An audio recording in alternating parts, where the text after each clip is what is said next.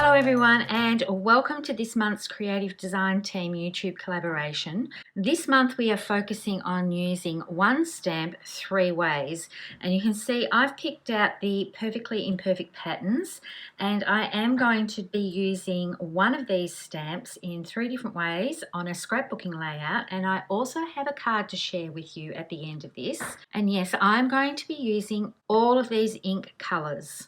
So you can see I've laid them all out in a rainbow order, but I'm not just going to use these colours, I'm going to bring these in as well. I will list all of them below with a link to our ink range. And I know this looks like a lot of inking, and I'm sorry I'm starting off with slightly dirty fingers because I have been doing some little test runs and making sure that everything works perfectly before I film all of this. So let me move these ones away. I'm going to be using this image here, and I've already put that onto a block, so I'll just move this aside, and then I'm bringing in some white daisy cardstock, and I'm hoping that my head isn't going to get in the way for this. I am going to be stamping off the edge of my page, so I've just put some copy paper off to the side, and I'll just get myself organised. So I'm going to start with Grape, ink up my stamp. All of this is going to be second generation, and I'm going to stamp my first colour. I need to clean my stamp off in between each use. And then what I'm going to do is put this face down so that I can keep working. I'm going to go in with Wildberry, stamp off, rotate my stamp, and then come back in with the next colour. So you can see where I'm heading with this. I'm going to go all the way down the edge of the page with these colours, rotating my stamp each time so it's not exactly the same all the way down, and making sure that it goes a little bit off the edge of the page. Closing up this one and then putting it upside down and getting the next one out. So rather than you watch me do this all on real time, I am going to put on a little bit of music and fast forward, speed this up so that it's on hyper speed, so that you can watch the process without having to watch it on real time.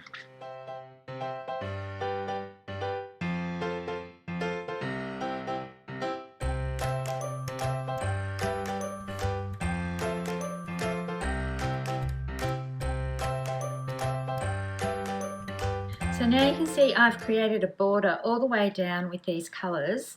I'm going to bring just a little bit of the colour off onto this side, and instead of mimicking exactly what colours are over here, I'm going to mix it up a little bit, and I'm going to start with the darkest blue and work my way up.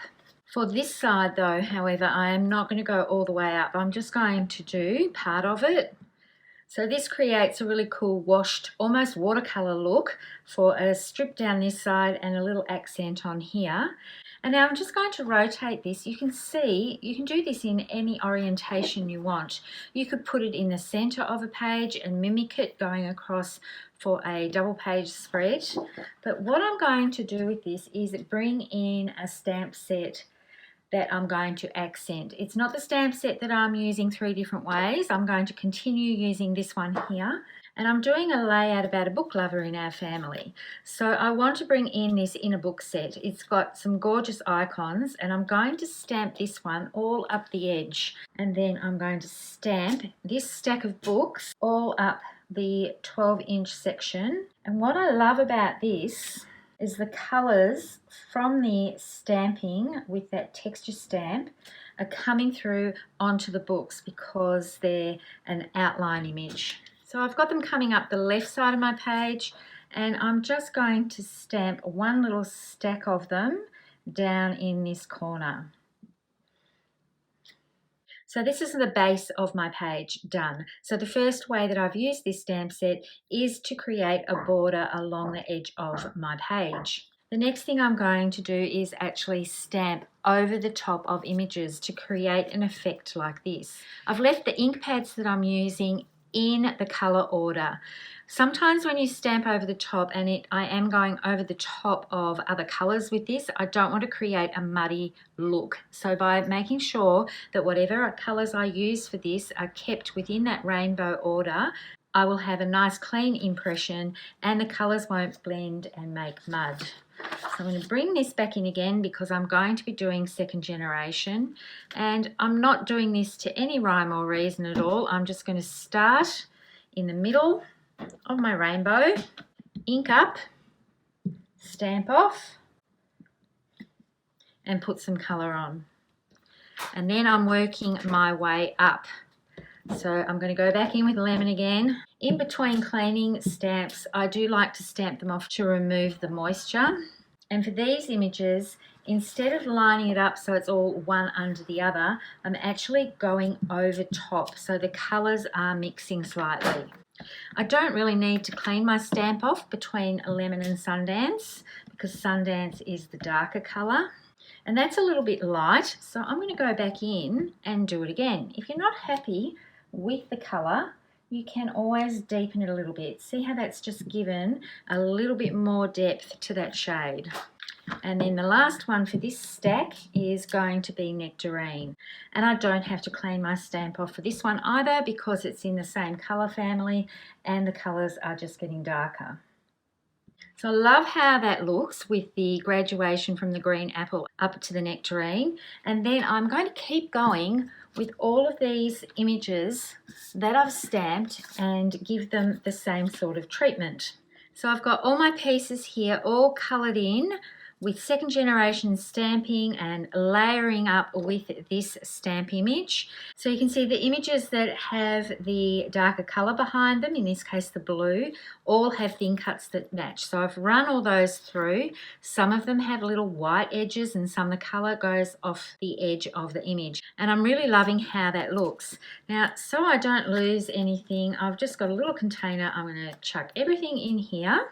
So that was the second technique, stamping over the top of a stamped image to colour it in. And now I'm going to move on to the third technique. But I just want to mention, if you're using just regular copy paper, it does get wet when you keep stamping off. So you do need to replace it once you keep going over top. Because once this gets wet, that will transfer onto your stamp, which then transfers onto your stamp pad. So make sure you keep changing this out if you're doing this sort of technique. So that being said, I'm bringing in a new sheet of copy paper. I'm bringing back in my inks. I'm going to use the same colourways. And I've cut a title on my Cricut. I can't remember off the top of my head what the font is, but I'll put a link to that below. And I'm going to do the same rainbow type stamping with this stamp image all up the length of this title, doing exactly the same thing, starting with Grape and working my way all the way up, stamping off and putting the colour on.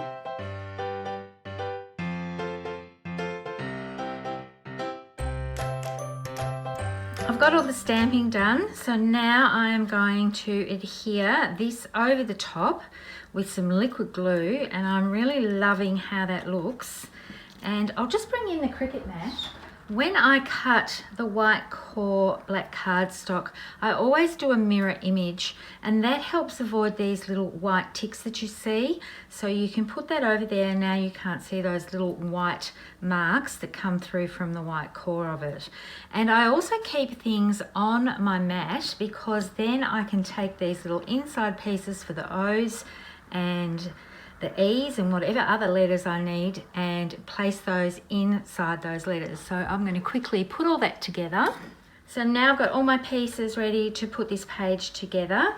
I've actually stamped the girl as an embellishment as well because I thought she would be a bit cute to put down here next to this stack of books. And I have just stamped her onto White Daisy, and I did some watercolouring with these colours here, and I will list these all below as well. So I've used these colours by pressing into the lid, and then this becomes the inkwell, and you just use your water brush to pick up little bits of colour from there and lightly colour that in without using too much water to saturate the White Daisy.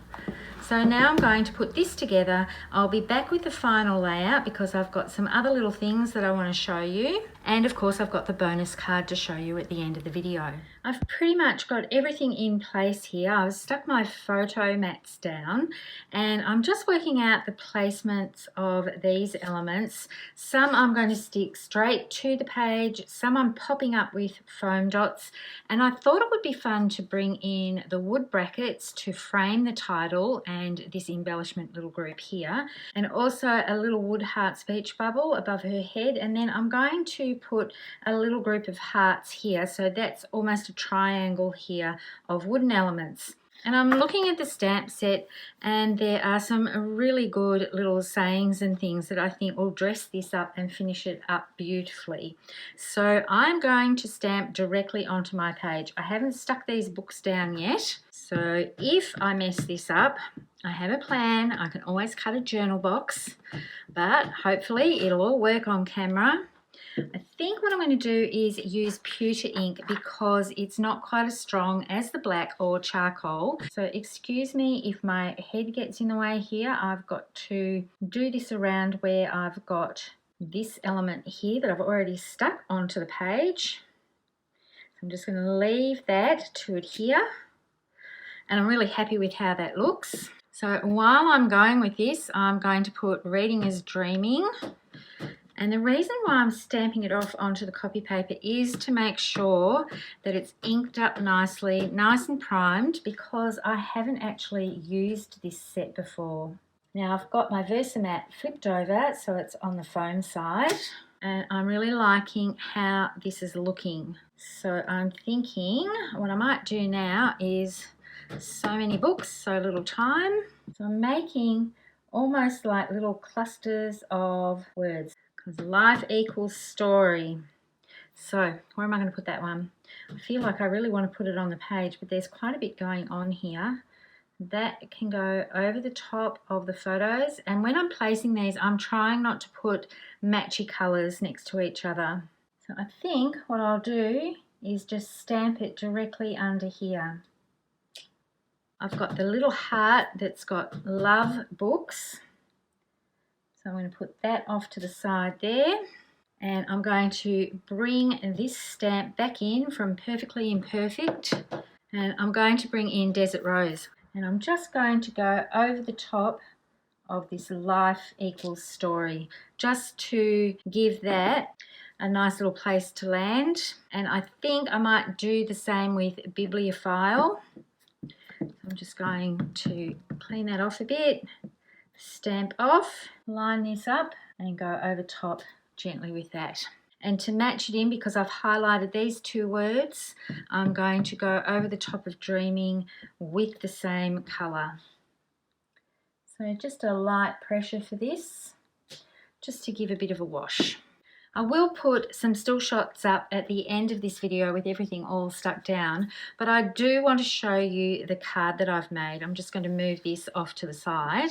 And I've done the same stamping down the edge of a panel. Now I did have this cut at 3.5 by 8.5 inches, which is a slimline panel, but I decided to cut it down, and then I've put some mocha glitter paper on each side of it, and then I've trimmed off the edge of this card so that I can then put a piece of Desert Rose underneath, and that pops out from the card, which I think adds a nice little feature. And some stamping on the inside and a little book at the bottom decorates the inside of the slimline card as well, because there is quite a lot of area here, but it still leaves me enough room to write a message. And I think it's nice when you open a card that has all of this work on the outside to do a little bit of work on the inside that doesn't take that much time.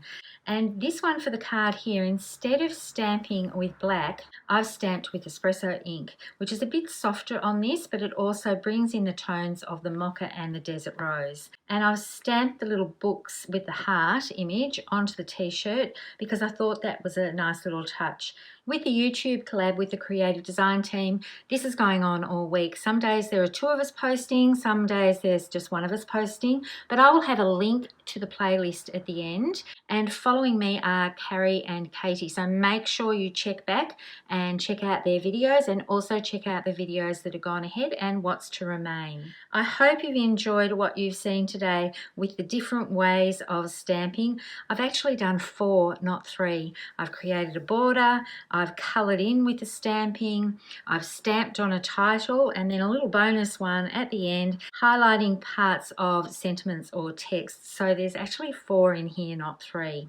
Thank you so much for watching. Happy crafting, and bye for now.